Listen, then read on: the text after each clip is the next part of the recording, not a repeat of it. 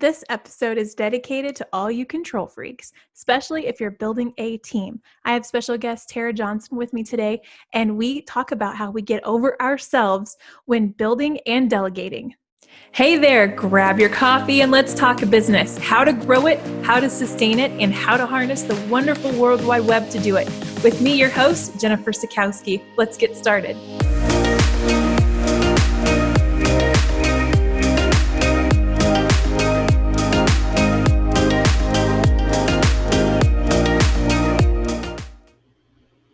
Welcome to a brand new episode of Rainy Day Talks podcast. I'm your host, Jennifer Sikowski, and today I have a special guest. Her name is Tara Johnson, and Miss Tara and I go way, way back, like 2 years back. Whole year. When we first met at a mastermind in person, and ever since then, this sweet lady has been in my corner through different inner circles, Slack channels, Facebook groups. You know, we're in it. We're in it to win it. And so, Miss Tara Johnson, thank you so much for joining me today. Thank you for having me, Jennifer. This is You're great. welcome. I'm happy to be here. Thank you. And let's first start with, who the heck are you and what do you do? Well, I run a digital marketing agency called Alchemy. We are based out of Concord, Massachusetts, which is 20 minutes outside of Boston. We moved here, in 2012 when I was 8.5 months pregnant with my second. So that's a whole other conversation. I know that. Yeah. So Alchemy 3 is all about providing managed marketing services for growth-driven businesses. We love supporting women-owned businesses, in particular, nonprofits, small businesses who are doing good things in the world, and really are people that I want to be friends with. I do become friends with clients, and these are the kinds of folks that I want to go grab a beer with. So that's sort of my baseline for bringing humans in through the door.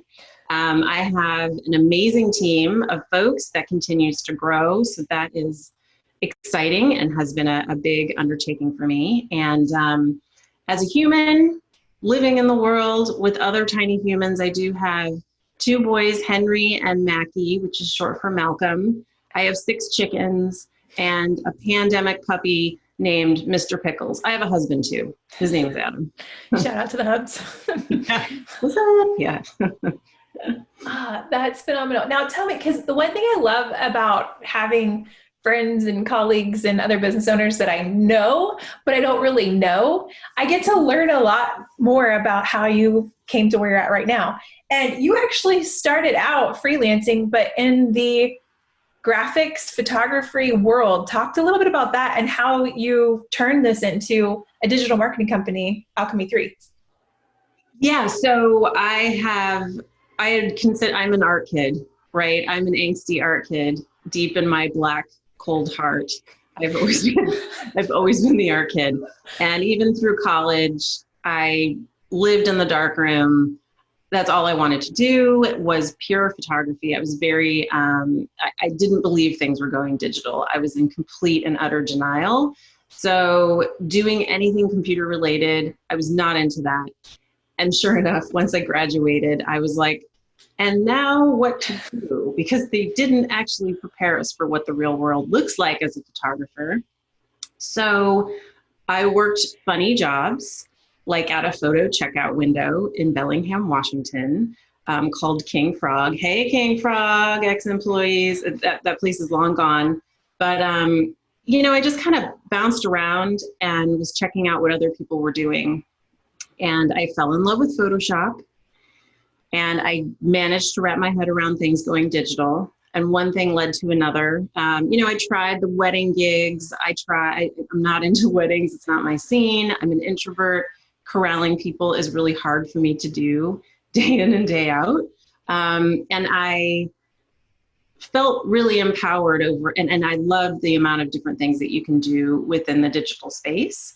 So one thing led to another. I did a fair amount of freelancing after getting my associates in graphic design.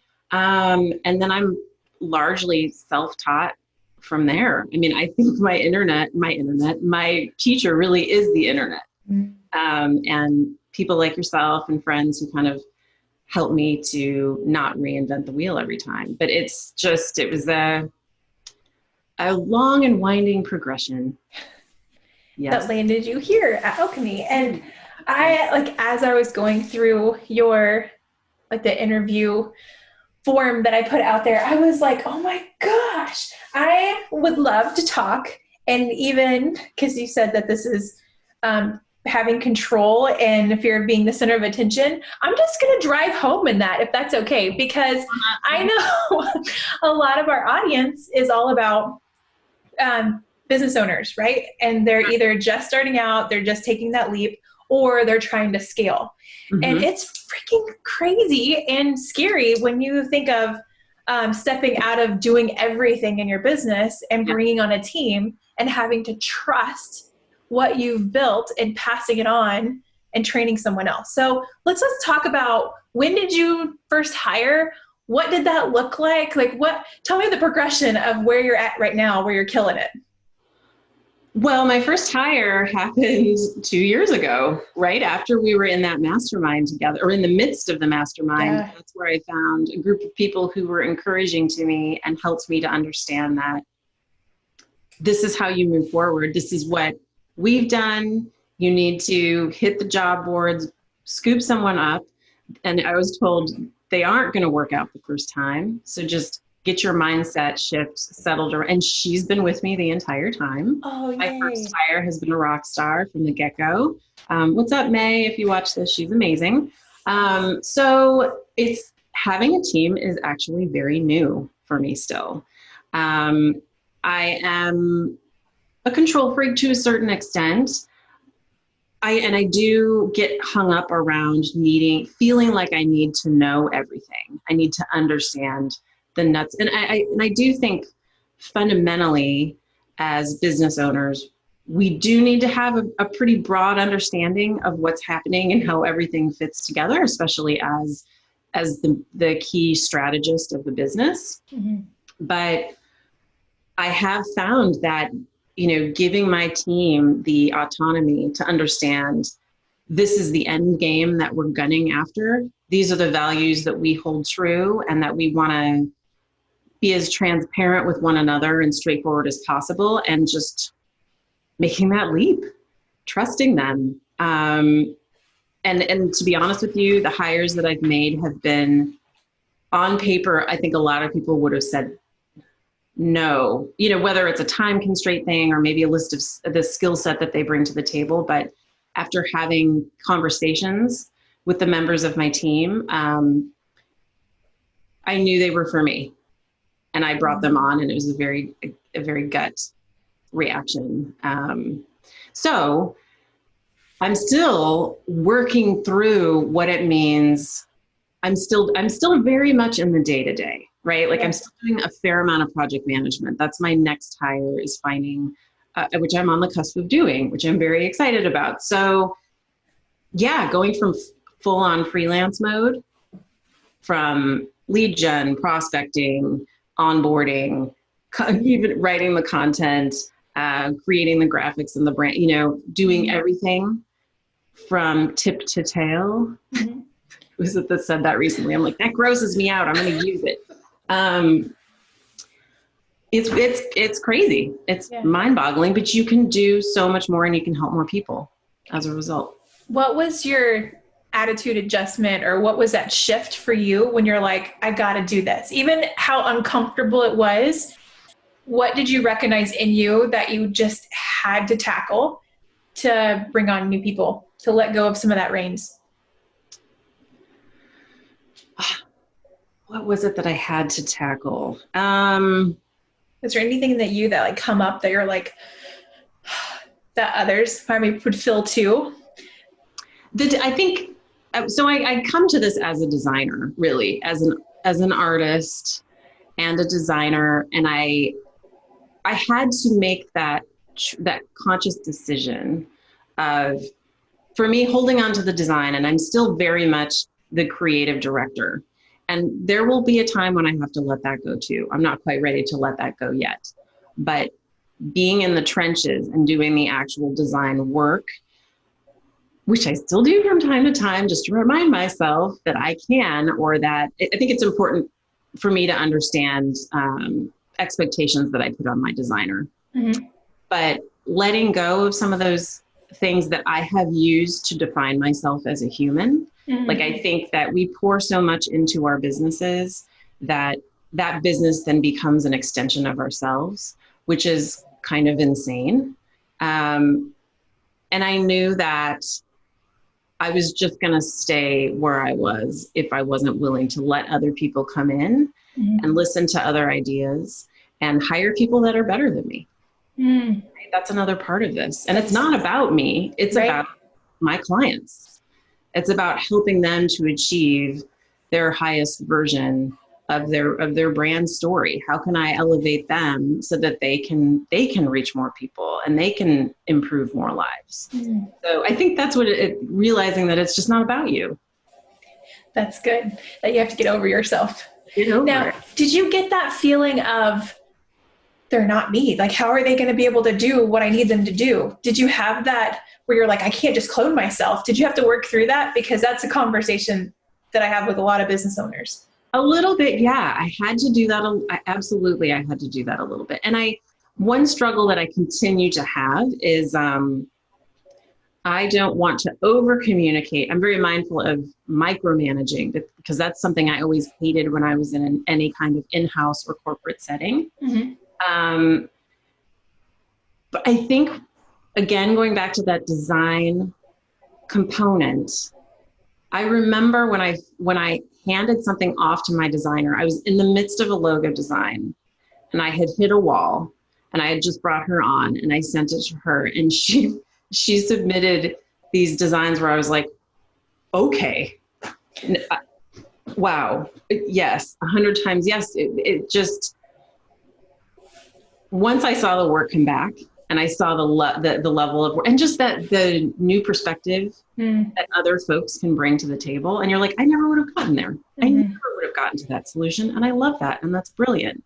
So really just putting your big girl pants on and being like, I got to let them run with it. Mm-hmm. Everything is an experiment, and you're just not going to know until you empower someone else to give it a shot. And then I was almost always pleasantly surprised. I get so excited sometimes to log into Asana, which is a project management system for those of you who don't know, and see the work that's come in. It's awesome. Mm-hmm. I get really excited about it. What are some of the tactical steps that you put into place to allow yourselves to have new team members and to be able to scale while you're still doing the work? Tactical things. So recurring revenue, for sure. Oh, that's good.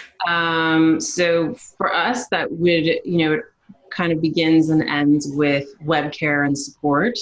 So that has changed and shifted over time. I think having the recurring revenue piece and then building that and having that reach a point where you can hand that off to someone else. Mm-hmm. Like, I haven't done anything with web care in months. I actually had to log into our teamwork and Airtable setup recently, and I was like, oh my God, I don't even know where I am right now. What's happening? So making sure that there's something running in the background that's dependable, and you can really bank on that, especially if it's covering your expenses, right? Mm-hmm. Like overhead and basic expenses. And then that relieves the pressure. And then that also kind of opens up, it puts you in a nice space where you are no longer feeling desperate either, because it can be so feast or famine. And unless you have that recurring revenue in place, you're just going to be scrambling, and you're going to be coming from a place of desperation when you deep down, and you've seen red flags that you continue to ignore, right? Mm-hmm. Like a client's being kind of a jerk, or they're talking you down in price, and you're just like, well, God, I don't have anything else coming in, so I got to take it. But when you have that recurring revenue, and also with recurring revenue comes the opportunity to nurture those clients. Like, money has changed hands. I can now nurture those clients, and they already have inherent trust. So that's just a really nice segue into other offerings and ideas. Did I answer your question? Yeah. like I was thinking something else, but then you're absolutely right. Like having that buffer financially to where Huge. you're not like, okay, this project is going to pay for this person, this project. Like when you have it Yeah. on that recurring and having to where you know what to grow to bring in that person, Mm-hmm. Mm-hmm. that just takes all that burden off of it.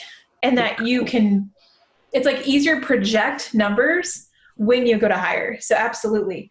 I Yes. was looking around. Did you set up processes? Did Oh, you yeah. document? Like, talk to me a little about some of those strategies that you put into place, and what was Yeah. that like? Because I think people don't realize to really scale, processes have to be in place because Yeah. you having to say it over and over and over and over again is just going to burn you and your new hire out. That's right. So, how did that help you kind of release some of that control? Well, so what we do for processes internally, it's always changing. We're always trying to, as you know, like innovate and clean things up and like, how can we make this better?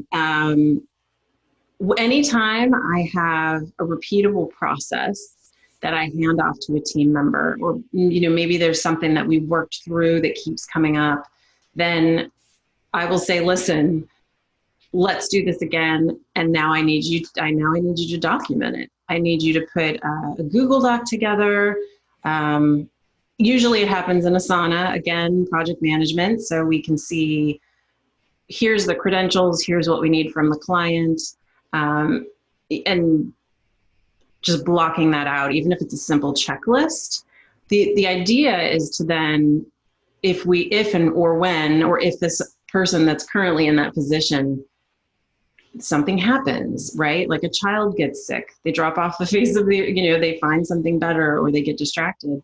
If I were to hire someone else, they should, in theory, be able to step in that role really quickly because all of the documentation is there. Mm-hmm. So now I have my team do a lot of the documentation. I do a ton of video to that. Like I use Loom or Zoom or whatever, all the Oomy things. A fair amount of rambling, but I think it's important for us to have that FaceTime. Mm-hmm. I will often also record, especially now in the age of COVID, most of the meetings are online and virtual. So I will record a lot of meetings with clients, especially if they're giving key feedback. And then that also allows my team to get a sense of their personality and that the sort of nuanced stuff that you pull in from those conversations, they have access to that. So oftentimes I will talk through what I think needs to happen, and then I will ask them to put some documents in place or some processes in place. Yeah, that's So, what I do. would you? I have written down 5 things that I want to make sure I cram into this session because you've said some really good nuggets. But on giving up that control, what would you say to someone else that are facing that same kind of, they're on the ledge of like, I know I can't do everything. I want to grow. I want to be able to focus here. Like, what piece of advice would you give them from a current daily overcomer of control as a control freak? Like, what would you give them? What would you tell them? I would say, think really hard about where your time is best spent. Think about what your time is worth, whether you need to put a number behind that, and throughout your day, what's helping you to make the most impact / money for your company, right? So my first outsource was a bookkeeper because I suck at it. And I also have my own like personal hangups around it, as we all do. And you and I have talked about that. And continues to be a thing. Yeah. I needed someone else to take that over because it was burning me out mentally, and it was a waste of time.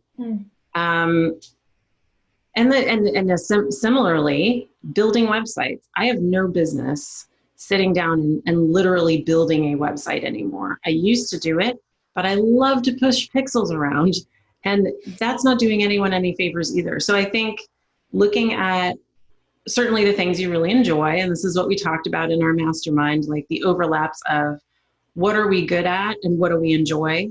Because those things aren't always the same. And then also thinking about like, where is your time best spent? So at this point, and I've been thinking about this a lot lately, we have maybe 12 active clients right now, which are sort of all encompassing virtual marketing kind of stuff. And I can't spend more than 20 minutes a day on each, and I normally don't, but you just have to think about how quickly where's my time best spent? My time is best spent having FaceTime and building those relationships and working out the key strategy, and then hand it off. Right. Get out of the way. Yeah, just get out of your own way. And this is where I'm getting hung up with, and we don't need to mastermind my issues right now, but with the project management, and we've talked about this before, this is where I'm also becoming the bottleneck because I can't be managing and also selling. Oh, yep. And I think that a lot of folks, that's a natural progression and terms that you need to come to on your own. Yeah. But the beauty of it, really, you just don't know what it's going to feel like until you try. No. So until you make that first hire, which could be a churn and burn, it's the experience that speaks volumes and will inform that next hire. Because you learn, like it gets better. The hiring process, like having what you do when you bring them on, what the documentation you have, just even the interviews. I think it gets better the more you do it. Absolutely. And when it's bad, you'll learn even more from it. That's right. Let's be honest. Like, well, we can take way more from it and we can apply that to the next one. But you talking about, project management and like getting it out of the way once you've come from bringing on a team, stepping out of that control and then getting stuff off your desk. I am right there with you because that's something that we continually struggle in my business as how quickly can Jen go from a meeting, take the notes that she's captured and put it off to the team. Like that's the name of the game. How quick, because if it sits on my desk or if it sits on my tablet with my handwritten notes, it's not doing anybody any good. And then their hands are tied too, which is also there's a deep guilt that I feel because I think, there are moments when my poor team's like, I don't know what you want me to work on because I don't have the information yet. And I was becoming protective of, for a little while, I was only bringing them in and then up to speed when I needed them for something. And the fact is they need all of that information up front. And I was trying to like protect them from feeling overwhelmed, but in reality, and as a team should, they need to be in the loop from the beginning. And you need to be able to trust that they're capable of being in the loop from the beginning and being part of that relationship with you and the client every step of the way. And I do have a small team, right? Like I have a developer, I have a designer, I have a VA/superwoman, and then hopefully, and then I have my bookkeeper, but that's, separate. And then hopefully a project manager soon. But for the most part, it's myself and 3 people working together. And it makes perfect sense for us to be, kind of at least watching from the sidelines every step of the way. How do you handle that? Do you keep your team in the loop at all times? Okay. Yeah, my team's listening, y'all rock stars. So I identified early on that one, because of my home situation, that I can't be here 5 days a week for 8 hours a day, but I do this like crazy hustle around, right? And I knew like early on that I'm just going to be super transparent. Everything, I'm just going to like, here it is, the good, bad, and ugly. But if you're on my team, we started really working on what that culture looks like. So when they come in, they go through, this is our company expectations. This is our culture, that what we abide by. And this is what we talk about every week. And so it's just, so if they're not bought into that, if they haven't drank that Kool-Aid, they're not going to work here. And so I've been very fortunate by the team that we have right now, all in. And so that like helped right from the beginning of establishing what kind of company do I want to work for? And what would I love? and what would I want to give people who work with me? And so I think that was the springboard for everything else. So then it became, as we've grown, we really looked at efficiency and how, because if I'm not available to jump in, the next person's got to be able to keep it moving. And since I'm not dealing with the tickets that are coming in, there just has to be ways that they can tap into a profile of a client and be like, oh, okay, this is what's being done. This is the progress. Yeah. So we went all in on a project management teamwork. And so there's like tons out there for whoever's listening. For us, we went back and forth from Asana to this to like everyone over the last several years and just tried. So that was another thing I think was a learning experience, is that I will try until we get it right. Like, and y'all just have to be flexible. Yeah. So I require a lot emotionally, I feel like, from my team of just trusting me and being willing to try as we grow, because then it opens up, like they have stake in the game, right? Yeah. Because I listen to them. I make sure that we have meetings, and I'm a book that we read together as a team building exercise was Radical Candor. And I gave everybody a copy, and there's questions on her website, and we went through them together. And it was great because a lot of stuff we do, but then we took a lot from it of like, oh, that's what that's called. Oh, that's how we can communicate better. Because in our industries, it's all about communication. Yes. Yeah. Like we can't just communication. Yeah. We're not sitting next to each other in an office. Like it's through Slack or chat or videos or Voxer or email. Like there's so much that we have to communicate on and get creative. So that. I have a question. Yeah. What flavor is your Kool-Aid? What flavor? It's colorful for sure. Any alcohol in it? I'm just curious. It's like, that's a great question. Like I have this, I'm going to do something crazy. I'm going to step out and I'm going to get this thing off my wall, because if it was a flavor, it would look like this. So those, you have to catch the YouTube. Kitchen sink. It's like bright and colorful and lots of purple and lots of orange and lots of pink. I don't know. It's like a Hawaiian blend. It's like a Mai Tai, but with some something on top. Love it. Oh, because like that's our thing. Like there's a crowded space, right? And so we want to stand out in a crowded space, but we want to do it in the right way. So going back to like what we've been doing, that, and then efficiency. Like the more efficient everybody is, it rolls up, but it also rolls down. And so I constantly tell them that today, this is where I'm at. So some days I'm only on Voxer. So they move to Voxer. Our admin / PM / brilliant person, she is just, Ella, she's just used now because she knows I am constantly moving. So she works to stay up with me and be able to capture in whatever form that works for me that day. She's able to take it and get it in the right hands. Awesome. So I've just really tried to, I think it comes as just, you got to tell them, hey, this is going to work for me. And this is how I'm going to help you if you can just meet me where I'm at. Absolutely. Yep. Absolutely. So I don't know if that's helpful, but we do a lot of that. Yeah. and then like everybody knows everybody's schedule. Our teamwork, way we have it set up is that everybody has access, even if you're not on that project. And we've upped our version.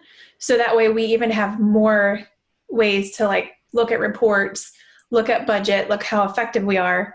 And then we're constantly reviewing it. Awesome. So I think it just comes down to, you got to decide what works best for you. And it's about making it work best for you to flow into the team. Do you ever get like hung up on, where do I put this? What should I tell them this? Like where? Yeah. All the time. Yeah. I often start videos like 3 times before I actually hit record, because I'm like, like the blooper reel of my Loom videos would be humiliating, because I'm always talking to myself. I'm like, Tara, why can't you just hold it together? I second guess myself a lot. I think that that's an important that's an important tidbit to keep in mind. I think that we all we need validation, and we want to make sure that what we're doing is quote unquote correct. And, going back to the age-old imposter syndrome, which is something that everyone suffers from at some point in their lives, unless they're like a narcissistic sociopath, but that's another conversation. So I think you just gotta hit send. Hit send. It doesn't matter, because it's the moving one foot in front of the other, just getting up and pushing forward. And if it's a shoddy day, it'll work itself out. It'll come out in the wash. Like, I think progress is often more important than fixating on making sure that everything is picture perfect, because it just never will be. We are human beings. It's just never going to be that way. Now, that being said, I also think that giving ourselves the time and the space to sit and to read and to think, there isn't nearly enough of that for most of us in the world. I think that we don't grant ourselves permission to do those things, myself absolutely 150 million% included. I'm saying this just as much for myself as other people. There's taking the time to unplug, yes, but also to do some deep work, some thinking and some deep work is also critical, and is going to help you make those snap decisions overall. Yeah, absolutely. So since you opened that door, I'm going to walk into it. Because you're right, as leaders and as business owners that give so much, and not even including like mom, wife, like all the other titles that we carry, it's really important. And the more self-aware you are about, like, when you feel like you're becoming a control freak, when you're getting outside of your comfort zone, it's important to identify those areas of uncomfortable, or like just being self-aware. So how do you, when you do, pour it back into yourself? What are we pouring in? You're talking about, like, in general, like how do you give yourself that space when you do to work on you so you can show up out there? I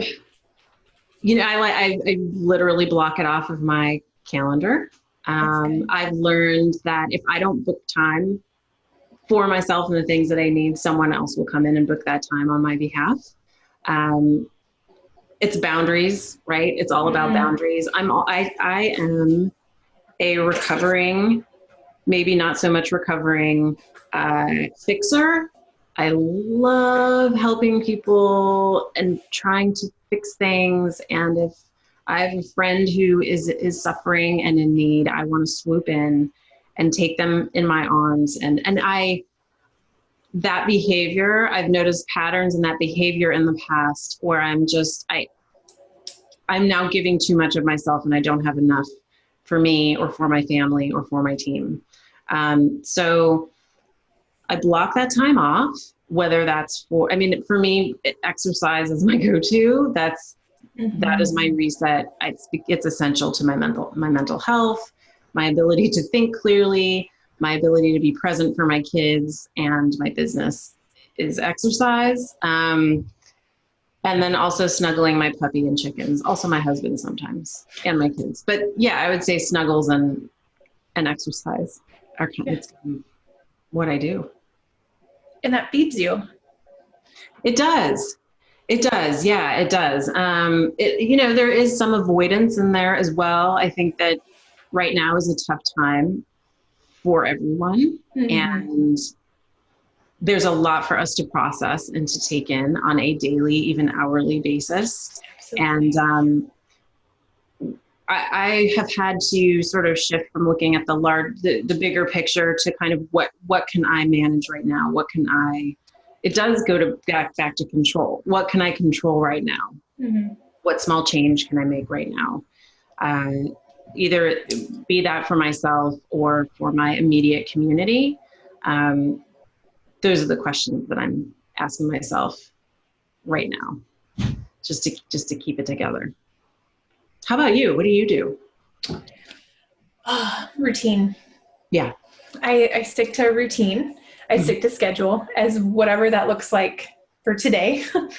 Yeah, and controlling what you control. Like I tried to, with little humans at home, you really can't control a whole lot, but I try to guide our day and what I need it to happen to like check all the boxes.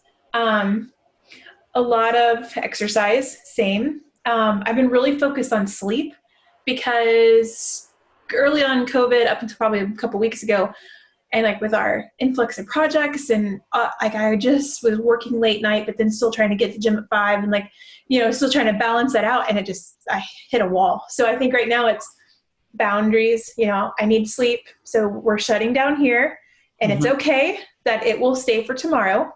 And then kind of working through that. But I have other like weird, I don't know if I walk that control, but it's more of the guilt. Like I feel guilty. Like I feel guilty of sacrificing time with the kids here because like we're pushing through to this goal, or I feel guilty that, well, I'm going to let the work set aside. So that's something that I'm constantly work through is like, no, I am more productive and I can help more people if I show up and I'm not a weepy mess. And so for me, so strong and is so real. Yeah. It's just, you feel like you're losing at all the things, right? You, especially with being home with the kids or having everyone occupying the same and just cutting yourself and everyone around you some slack. Yep, absolutely. But the guilt, it just runs so strong, doesn't it? Especially in the female sector of the world. I feel like the guilt is especially pungent. Yeah. Absolutely. And I think that self-talk, that self-affirmation, like I have a lot of time in prayer and my Jesus time in the morning before the kids come down, and like things that I can pour back into me emotionally and spiritually and not only physically help kind of work through that of like, no, I'm going to walk in this today. Like, no, I am equipped for today. Like I don't have to feel those things. I think that constant going back to like being self-aware, not only as our jobs or as a leader, as a boss, but also like outside of, I don't know, like what we can do and how we can show up, but that it's okay that not to have it all together. Like it's okay that we're just showing up today and that we did it.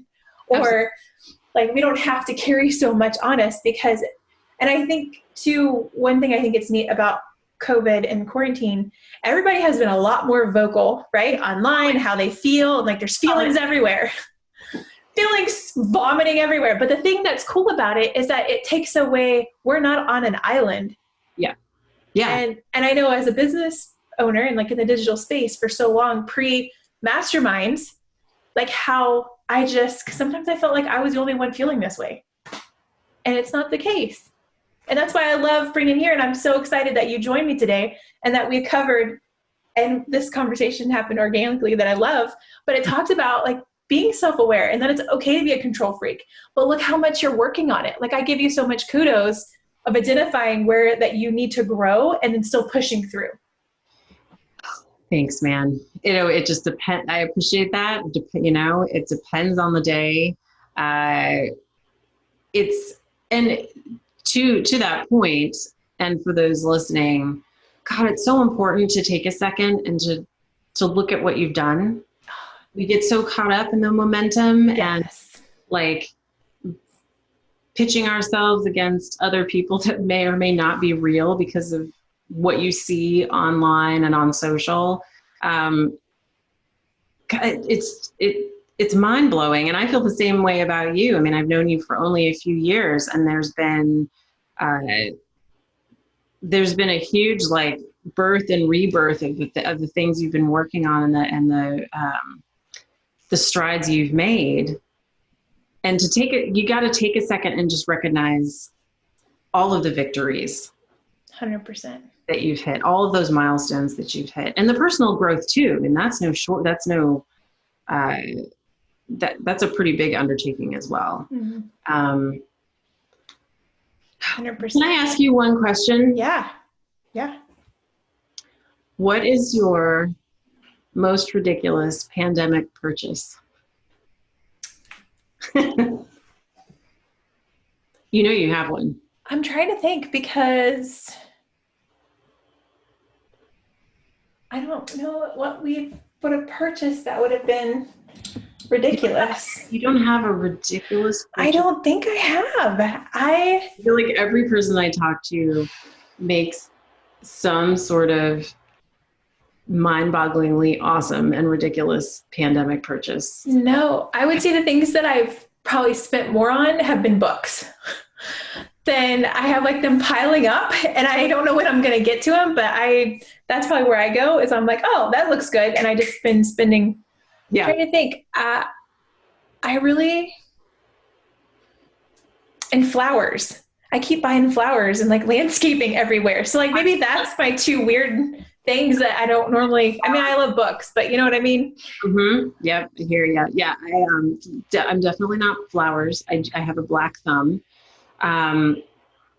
My most ridiculous, I'm sure you want to know, right? You want to know? I do. Now that you've opened this up. Well, I did buy a neck hammock that hooked onto your doorknob. Facebook targeted me and I was like, I need a neck hammock. I need that. Have you used it? I need traction right now. I've used it a few times. I've also managed to injure myself with it because I didn't attach the thingy to the doorknob correctly. My 7-year-old fell asleep in it. He tried it and passed out. I'll have to send you a video. It's really funny. So that's one purchase. And then I also purchased a shirt for my husband with a giant picture of a prawn on it. And it says shrimp. Because who doesn't want a shrimp shirt? I want a shrimp shirt. Like, great. I should probably send you one too. I think you should. Yeah. That and some mittens, which is for another time. But that's funny. No, I'm curious to see what others might have purchased. Maybe you need to ask. I know that. Well, and speaking of group, once again, before we wrap up, I want to make sure that people can connect with you online. And obviously, number one is alchemy3.com. Check the show notes in there. But you have a pretty awesome Facebook group that you've launched and have been building, which I've been loving the webinars that you've been producing. So any and all small business, please check this out. It's Alchemy Business Accelerator Facebook group. So if you just go to facebook.com, put in Alchemy Business Accelerator, and it'll pop right up. So join it and then be prepared to grow because, like, I mean, I got to like name drop. Kim Doyle was in it. And there's been Nev Harris was in it. Like April have been in it, like several in our group. And so definitely join, take a listen. I think you have a new one coming up. Or did that just happen? I have one next Friday, not this Friday, but next Friday. It's going to be my dear friend Erica Woodhouse of Perch Planning. She does, she's sort of I like to call her a house doula. She helps people who are renovating their space figure out how to make it happen quickly and efficiently and with style and a lot of function. So she has deep experience on the project management and contractor side, as well as being a brilliant designer.